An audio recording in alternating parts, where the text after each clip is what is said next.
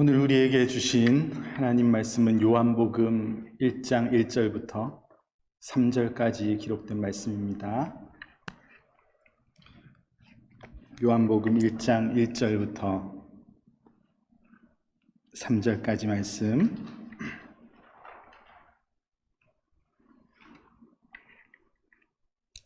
다 함께 하나님의 말씀을 읽겠습니다. 태초에 말씀이 계시니라. 이 말씀이 하나님과 함께 계셨으니 이 말씀은 곧 하나님이시니라. 그가 태초에 하나님과 함께 계셨고 만물이 그로 말미암아 지은 바 되었으니 지은 것이 하나도 그가 없이 된 것이 없느니라. 아멘.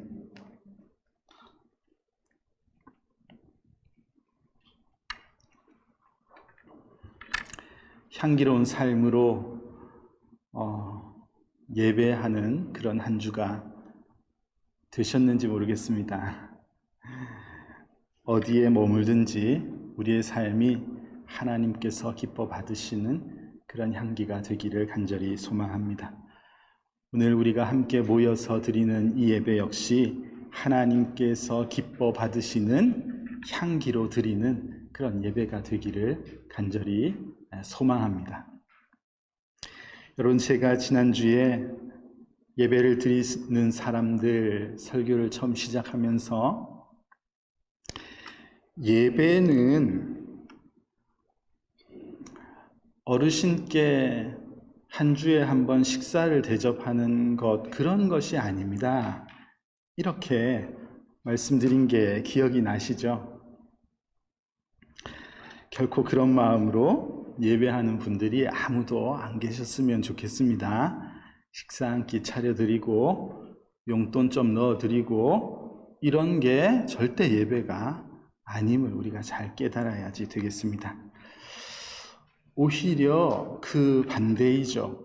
예배는 하나님께서 차려놓으신 풍성한 식탁에 우리를 초대하신 것과 같다고 말할 수 있겠습니다.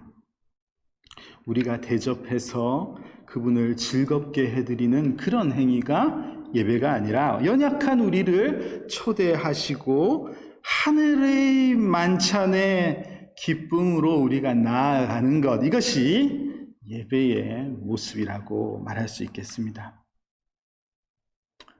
요한복음 6장을 보면 예수님께서도 하나님께서 이끌지 아니하시면 아무도 내게 올 수 없다, 그렇게 말씀하셨죠.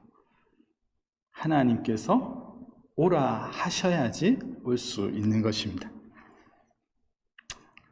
오늘도 여러분 의지로 지금 예배에 참여하고 있는 것 같이 우리가 느낄 수 있지만 그게 아니라는 말입니다. 자꾸 예배 참석했는지 목동이 전화해서 물어보고 이러니까 참여한 것 같지만 실상은 그렇지 않다는 것입니다.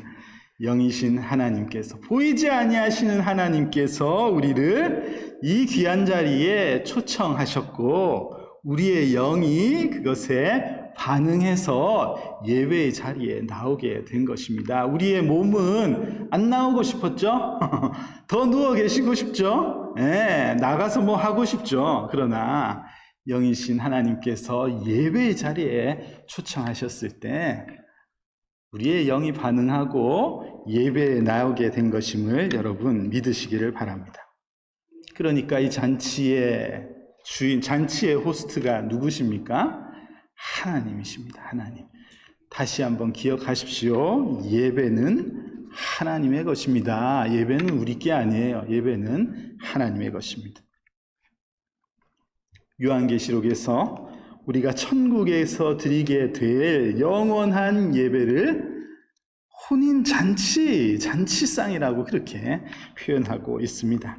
어린 양의 혼인잔치에 청함을 받은 자들은 복이 있도다. 그 잔치에 청함을 받은 이들이 진짜 복받은 이들이다, 그렇게 말씀하고 있는데요. 여러분, 주일날 우리가 함께 모여서 이렇게 예배를 드리는 것은 천국에서 앞으로 드리게 될 어린 양의 혼인잔치, 그것에 모형이라고 말할 수 있습니다. 그러니까 이 주일 예배를 통해서 천국에서 영원토록 우리가 드리게 될 영원한 그 잔치를 맛보는 거예요. 경험을 조금 해보는 것입니다. 얼마나 귀한 자리입니까? 감흥이 없으신가요? 그 정도로 귀한 자리라는 말입니다. 예배가. 그냥 와도 그만 안 와도 그만 그런 게 절대 아님을 반드시 잊지 마시기를 바랍니다. 여러분, 그래서 우리는 예배에 나올 때 그래서 우리는 감사한 마음이 있어야지 되는 것입니다. 코로나 상황에서 아예 예배를 못 드리게 됐으면은 어찌할 뻔했습니까? 예, 집에서도 못 드리게 됐으면은 어떻게 할 뻔했습니까? 우리 교회에 이 좋으신 예배팀이 없었으면 어떻게 할 뻔했습니까? 큰일 나는 거죠. 그런데 우리가 이렇게 예배를 할 수 있게 된 것 얼마나 감사한 일인지 모릅니다. 여러분, 항상 예배에 참여할 때마다 이 감사의 마음을 가지고 예배에 참여하는 그런 우리 모두가 되기를 소망합니다. 그렇게 정리를 한다면요, 예배의 가장 중요한 것이 무엇이라고 말할 수 있을까요? 저는 예배의 가장 중요한 것이 그래서 만남이라고 말하고 싶습니다. 초대하는 이유가 뭐겠습니까? 여러분, 집에 누가 초대할 때 왜 초대하시나요? 그 사람 보고 싶어서 초대하지 않습니까? 하나님께서 오늘도 우리를 초대하신 이유는 우리를 대면하고 싶으신 하나님의 마음 때문입니다. 여러분, 오늘 한번 따라 해볼까요? 오늘도 자, 따라하겠습니다. 예배는 만남입니다. 예배는 만남입니다. 예배가 만남임을 잊지 마시기를 바랍니다.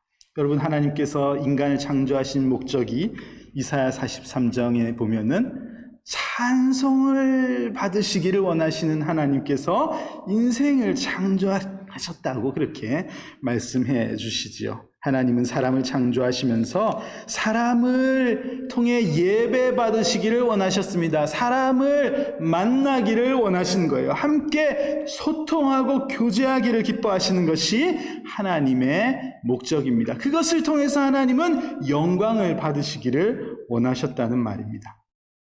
창세기 3장에 보면은 이 에덴 동산의 약간의 그때의 모습을 잘 표현하는 말씀이 나오고 있는데요. 하나님께서 동산을 거니셨다 그렇게 기록하고 있습니다. 하나님께서 거니셨다는 것은 도대체 무슨 의미일까? 굉장히 신비롭죠. 하나님께서 동산을 거니셨다.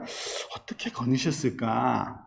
여러분, 저는 이 하나님께서 동산을 거니셨다는 것이 죄를 범하지 않았던 인간들이 드렸던 하나님과 인간의 예배의 모습이라고 믿습니다. 만남이 그곳에 있었다는 말입니다. 만남이 이루어지고 있었던 그것이 바로 에덴 동산이었던 것이죠. 그런데 어떤 일이 일어난지 아시죠? 인간이 죄를 범하였습니다. 동산에서 쫓겨나게 되었습니다. 죄를 통해서 얻게 된 큰 징계, 가장 큰 상실이 뭐라고 말할 수 있냐면은 하나님을 더 이상 대면할 수 없게 된 거예요. 이전에는 하나님께서 동산에서 함께 거니시면서 신과 인간이 만날 수 있었던 그런 때를 만들어 주셨다면은 그 이후부터는 인간이 하나님을 대면할 수가 없게 되었습니다. 대면 예배 전격 금지, 한시적으로 금지가 된 것입니다. 그때부터. 출애굽기 33장 말씀을 보면요, 인간이, 죄인이 하나님을 볼 수 없다고 분명히 말씀하고 있습니다. 죽는다고 그렇게 말씀하고 있죠. 하나님께서는 인간을 보호하시기 위해서 하나님께서는 그때부터 차별적으로 하나님께서 인간을 대면하셨습니다. 전적인 연약한 인생을 위해서입니다. 하나님은 제사장을 세우시고 회막에서 제사장을 통해 인간을 대면하셨습니다. 인간이 하나님을 대면할 수 없는 근본적인 이 죄의 문제가 해결될 때까지 하나님은 이 방법을 사용하셔서 인생을 보호해 주셨습니다. 그리고 하나님은 이 문제를 어떻게 해결하셨습니까? 죄가 없으신 독생자 예수 그리스도를 세상에 보내심으로써 저와 여러분의 죄의 짐을 다 해결해 주심으로써 다시 우리가 대면에서 예배할 수 있는 길을 열어주셨죠. 이것이 바로 복음의 핵심적인 내용입니다. 가장 큰 상실을 다시 회복하게 된 내용이 바로 이 내용인 것이죠. 누가복음 23장에 기록된 대로 아무나 들어갈 수 없었던 그 성소의 휘장을 찢었음으로써 우리는 하나님을 대면하는 자리에 하나님을 만나러 다시 들어갈 수 있게 된 것입니다.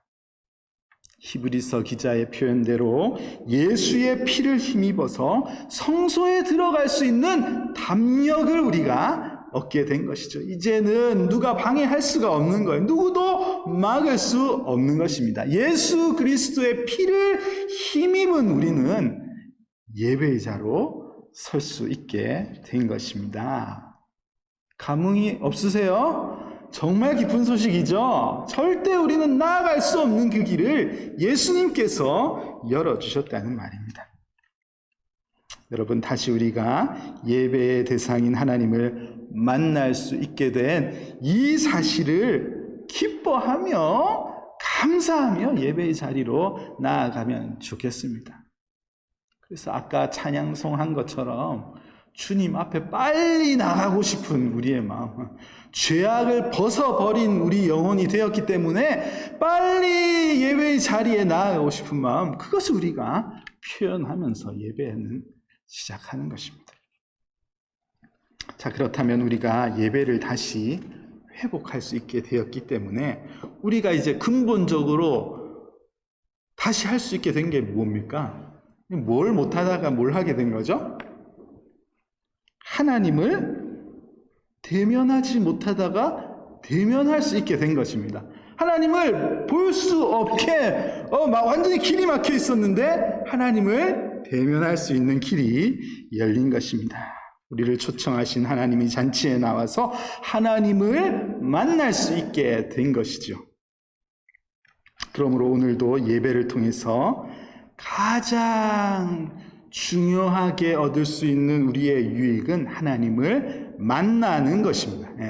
예배에 오늘 참여하셨다면은 하나님을 만나고 돌아가셔야지 되는 거예요. 이사야서 1장에 기록된 말씀처럼 정말 하나님을 만나러 왔는데 하나님은 전혀 만나지 못하고 그냥 마당만 밟고 그냥 그 뜰에 서 있다가 어정쩡하게 서 있다가 아이고 오늘도 못 만났네. 그리고 그냥 돌아가는 이런 아쉬운 일이 일어나면은 안 된다는 것입니다.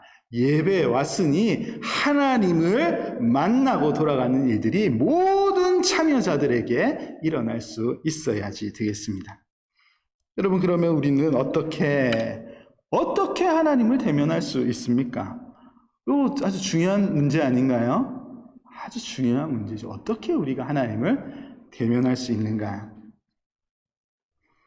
이전에 구교회 캐톨릭에서는 인간이 하나님을 대면하는 것을 느낄 수 있게 하기 위해서 많은 도구들을 많이 사용했습니다. 그래서 교회에 들어가면은 굉장히 웅장하고 그래서 뭔가 하나님의 위엄을 인간이 확 느낄 수 있게끔 이렇게 웅장하게 해놓고 온 천정과 벽과 유리마다 성화를 막 그려놓았죠. 그래서 그냥 들어만 가도 하나님을 만나는 것 같은 이 분위기에 압도되는 이것을 이제 행했습니다. 화려한 성화를 그래서 가능하면은 교회를 웅장하고 크게 지었던 거예요. 그래서 무시할 수 없죠. 우리는 인간이기 때문에 이런 분위기에 들어가면은 하나님이 계신 것 같다. 하나님을 오늘 만난 것 같다. 이런 생각이 들 수 있습니다. 그런데 교회가 개혁되기 시작하면서 그런 것들을 하나 둘씩 뜯어내기 시작했습니다. 개혁교회에서는 그런 것을 하지 말자. 이게 하나님을 만나는 게 아니잖아. 그래서 그런 것들을 하나 둘씩 떼어내기 시작했죠. 심지어는 십자가도 뜯어내기 시작했습니다. 십자가를 앞에 세우는 것이 유익함이 없다. 십자가도 뜯어내고, 우리가 하나님을 대면하는데 우리의 마음을 빼앗길 만한 것들을 다 제거하기 시작했습니다.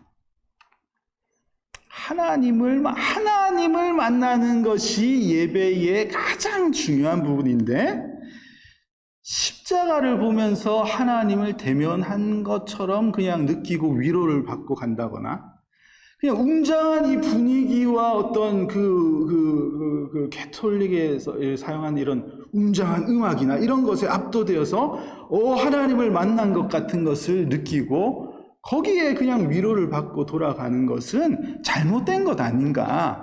그건 하나님을 만난 것이 아니지. 이렇게 생각한 것이죠.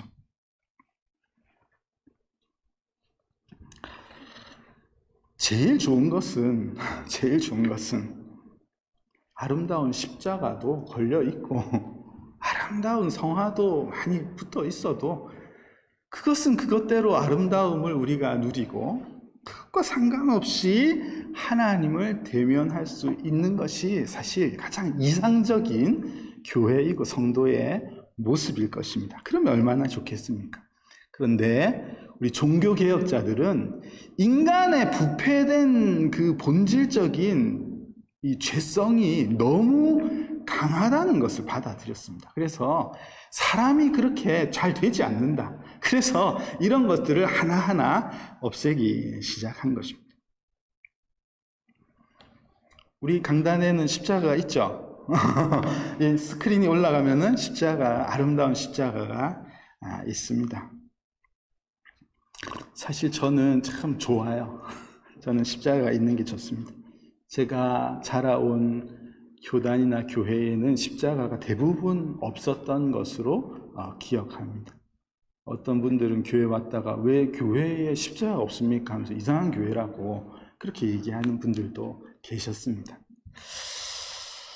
저는 너무 부정적인 것을 염려해가지고 이 긍정적인 유익을 다 포기하는 것이 다 좋은 것은 아니지 않을까? 이런 생각을 하면서 오히려 아름다운 십자가를 바라보면서 더 하나님을 만나고 싶은 우리의 마음이 더 간절해질 수 있다면은 당연히 이 예수님께서 지신 십자가를 볼 수 있으면 얼마나 좋겠는가, 저는 그렇게 생각하고, 우리 교회 성도님들이 그런 것을 능가하는 그런 수준이 있는 성도님들이 다 될 수 있을 것이라고 믿고 기도하고 있습니다.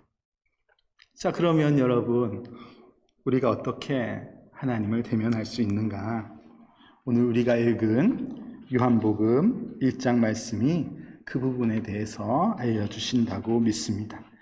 요한복음 1장 1절 2절 말씀, 태초에 말씀이 계시니라. 이 말씀이 하나님과 함께 계셨으니 이 말씀은 곧 하나님이시니라. 1절만 읽었는데요. 여러분, 요한복음의 주제는요, 하나님의 아들입니다. 하나님의 아들을, 예수님이 하나님의 아들이신 것을 증거하기 위해서 요한복음을 썼다, 그렇게 말할 수 있겠습니다. 그래서 이 사도 요한은 지금 요한복음을 기록하면서요, 제일 앞부분에 그 하나님의 아들이신 예수님은 말씀으로서 태초부터 그분은 존재하셨던 분이시고, 그 말씀이신 하나님의 아들은 영원 전부터 성부 하나님과 영원 전부터 함께 계셨던 하나님이시다. 이것을 알려주시는 내용이 나오고 있습니다. 그리고 요한복음 1장 14절에 가면은 예수님을, 말씀이신 예수님을 잘 설명해 주신 다음에 예수님께서 육신이 되셔서 세상에 오셨다. 성육신 하신 예수님, 그 말씀이신 영원 전부터 계셨던 예수님이 사람의 몸으로 이 땅에 오셨다는 것을 말씀하시는 내용이 14절에 나오고 있습니다. 육신이 되셔서 우리 가운데 거하시게 되었다. 여러분, 인생을 대면하시기를 원하는 하나님께서는, 그 하나님께서 육신으로 세상에 오신 것입니다. 우리의 예배가 하나님을 만나는 참된 예배가 다시 될 수 있도록 그 길을 여시기 위해서 그분이 직접 성육신 하신 거예요. 로고스이신, 말씀이신 예수님은 태초부터 계셨고 이 세상에 이후에 오시게 되셨고 지금도 우리와 함께 계시며 영원히 살아계신 하나님이신데 그분은 본래 말씀으로 계셨다는 것을 사도 요한이 증거하고 있는 것입니다.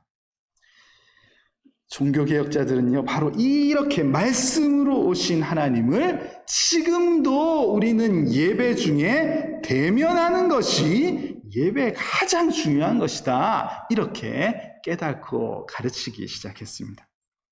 그래서 예배의 그 어떤 순서보다 하나님이 말씀이 선포되는 이 시간이 가장 중요한 것임을 가르쳐 준 것이죠. 하나님이 식탁에 초대받은 하나님 나라의 성도들이 가장 중요한 것, 하나님의 말씀, 영의 양식을 받아 먹는 순서, 이것이 식탁의 핵심이 아니냐, 이렇게 가르쳐 준 것입니다. 초대교회에서도 말씀을 가르치는 것이 가장 우선되었습니다. 사도행전 2장 말씀을 보면요, 그들이 사도의 가르침을 받아 서로 교제하고 떡을 떼며 오로지 기도하기를 힘썼다. 성도들이 사도들의 가르침을 받아 사도들이 전하는 하나님의 말씀을 듣고 그 이후에 서로 교제하고 떡을 떼고 기도하는 일에 힘썼다고 그렇게 전하고 있습니다. 사도 바울은 디모데를 향해 쓴 목회 서신에서도 너는 말씀을 전파하라. 때를 얻든지 못 얻든지 항상 힘쓰라. 제일 중요한 너의 사명은 말씀을 전하는 거야. 이것을 가르쳤던 것입니다. 교회의 중심, 예배의 중심은 하나님의 말씀이 선포되는 것입니다. 지난번에 교회 전반기 사역에 대해서 설문조사를 우리가 하고 내용을 나누었는데 예배 순서에서 어느 순서가 가장 유익하고 유익합니까? 이런 질문이었던 거예요. 하여튼 그런 질문을 여러 가지 이 예배 순서를 놓고 골라보시라고 했는데 상당히 많은 분들이 설교 시간이 가장 중요하다고 그렇게 체크를 하셨는데 참 감사하고 기뻤습니다. 그게 바른 모습이기 때문에 그렇습니다. 예수님께서 마리아와 마르다의 집에 방문하신 기사가 성경에 기록되어 있죠. 분주했던 마르다를 책망하시고 마리아를 칭찬해 주셨습니다. 이 내용은요, 예수님을 모시고 주님을 모시고 음식을 한 상 차려 드리는 것이 예배인가? 아니면 그분을 모시고 그분이 전하시는 그 생명의 말씀을 듣는 것이 참 예배인가? 참 하나님께 영광을 돌리는 것인가? 이것을 잘 알려주시는 성경의 말씀이라고 볼 수 있겠습니다. 여러분, 이런저런 것을 준비하는 것이 예배에 많은 도움이 됩니다. 준비하지 않고 어떻게 예배할 수 있겠습니까? 지금 오늘도 이렇게 예배가 잘 드려지기 위해서 주중에 많이 수고하시고 오늘 아침에도 일찍 나와서 수고하시고 많은 분들이 여전히 수고하고 계십니다. 하지만 그 어떤 수고보다 그 어떤 것보다 우리가 이러한 과정 속에서 가장 중요하게 여겨야 할 것은 내가 말씀을 통해 하나님을 대면하는 예배를 드리고 있는가의 문제입니다. 하나님을 오늘도 만나고 돌아가는가, 이것이 가장 중요한 부분이라는 말입니다. 이렇게 되기 위해서 우리 모두가 노력을 해야 되죠. 예배를 준비하는 예배를 드리는 여러분, 또 말씀을 선포하는 저 모두가 여기에 마음이 집중되어 있어야지 되겠습니다. 남침내 신학교 총장인 알버트 몰러 박사가 쓴 He is not silent라는 책이 있습니다. 제가 번역하기로 하나님은 조용하지 않으시다, 이렇게 저는 표현하는데, 하나님은 말씀이 하시고 싶으신 분이세요. 하나님은 대면하시고 싶으시고 하나님의 말씀을 전하고 알려주시고 싶으신 것이 하나님의 마음입니다. 이 책은 예배에서 설교가 얼마나 중요한지를 알려주시는 책이에요. 이 책은 이제 청중들에게 설교는 중요합니다, 이것을 가르치는 책이 아니고, 이 설교자들에게 설교가 얼마나 중요한 건지 아냐, 요거를 이제 가르쳐 주시는 내용인데, 거기에 Be careful not to corrupt our worship, 이런 제목의 이 중간 부분이 있습니다. 예배를 망치지 않도록 조심해라. 예배가 변질되지 않도록 설교자 네가 조심해라. 이런 것을 잘 설명해 주시는 책이 거기에 있었습니다. 설교자는 하나님의 말씀을 통해서 청중들이, 성도들이 하나님을 만날 수 있도록 잘 해야지 되는데, 잘 성실하게 준비해야 되는데, 설교자가 강단에서 쓸데없는 소리하고 자기 생각 계속 이야기하고 이런저런 그냥 귀에 듣기 좋은 얘기만 한다면은 예배를 오히려 망치기 제일 좋은 사람이 설교자이다, 이것을 깨달을 수 있습니다. 그래서 설교자는 더 말씀이신 하나님과 여러분들이 잘 만날 수 있도록 애를 쓰고 힘을 쓰고 더 깨어 살면서 기도해야지 될 것입니다. 동시에 교회의 구성원 되시는 여러분들도 가만히 계시면 안 되죠. 혹 이 설교자가 하나님의 얼굴이 드러나서 하나님을 만나게 해야 할 설교자가 자꾸 자기 얘기하면서 하나님의 말씀을 도구 삼아서 자기 생각을 말하는 그런 변질된 예배를 드릴 수 않도록 여러분들은 말씀 사역자들을 위해서 성실하게 기도하셔야지 될 것입니다. 사랑하는 성도 여러분, 비대면 예배 속에서 참된 대면 예배가 이루어지는 놀라운 역사가 우리의 예배 가운데 계속해서 일어날 수 있기를 간절히 소망합니다. 강단을 두고 목사를 대면하는 것이 대면 예배가 아니고, 말씀을 두고 하나님을 대면하는 것이 진짜 대면 예배이고, 하나님께서 그것을 원래 계획하셨고 원래 원하셨다는 것을 기억하면서 오늘도 말씀으로 대면하시기 위해서 찾아오시는 그 하나님을 반드시 만나시는 그런 예배를 드릴 수 있기를 소망합니다. 여러분, 마지막으로 시편 19편 7절부터 10절까지 말씀, 그러니까 우리가 교동문을 읽으면서도 한번 읽었는데 다시 한번 이 하나님의 말씀이 얼마나 유익한 것인지를 알려주시는 이 말씀을 한번 같이 읽어보겠습니다. 같이 읽겠습니다. 여호와의 율법은 완전하여 영혼을 소성시키며 여호와의 증거는 확실하여 우둔한 자를 지혜롭게 하며 여호와의 교훈은 정직하여 마음을 기쁘게 하고 여호와의 계명은 순결하여 눈을 밝게 하시도다. 여호와를 경외하는 도는 정결하여 영원까지 이르고 여호와의 법도 진실하여 다 의로우니 금 곧 많은 순금보다 더 사모할 것이며 꿀과 송이꿀보다 더 달도다. 하나님의 말씀은 이런 것입니다. 하나님은 이런 말씀으로 우리에게 찾아오십니다. 하나님께서 예배라는 귀한 천국의 잔치상을 베풀어 주시고 오늘도 말씀을 통해서 우리를 대면하십니다. 우리 모두가 참된 대면 예배를 기쁨으로 누림으로써 예배를 더 사모, 순금보다도 더 사모하고 하나님의 말씀이 하나님을 만나는 것이 말씀으로 만나는 것이 꿀송이보다 더 달콤하구나. 이것을 경험할 수 있는 그런 복된 시간들이 다 되면 좋겠습니다. 여러분 다시 한번 강조하지요. 하나님을 만나는 것이 예배입니다. 우리가 다시 한 주를 시작하게 되는데요.